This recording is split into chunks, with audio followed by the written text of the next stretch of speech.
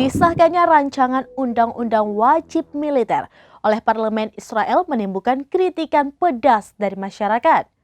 Kritik tajam itu salah satunya datang dari kaum Yahudi Haredi yang menolak untuk dipanggil ke dinas militer.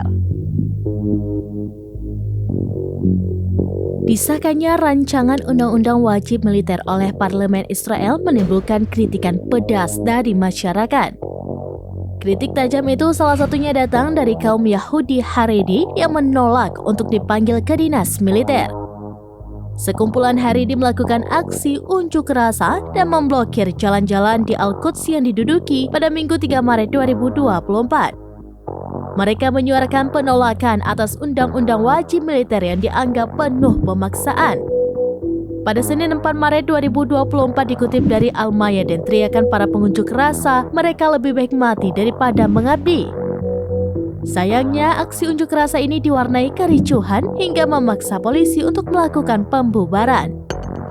Sebagai informasi, Haredi merupakan bentuk Yudaisme ortodoks yang paling konservatif.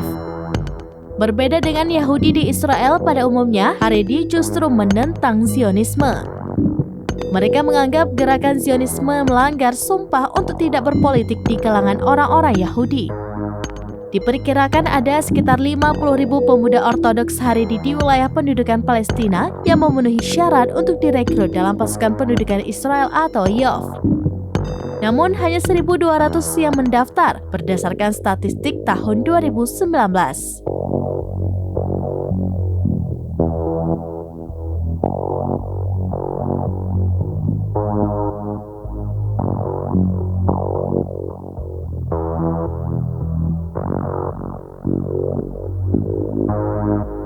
Demikian informasi terkini Syadaralun, saksikan terus beragam informasi lainnya. Coba like dan share seluruh akun serambines.com. Download Tribun X sekarang, menghadirkan lokal menjadi Indonesia.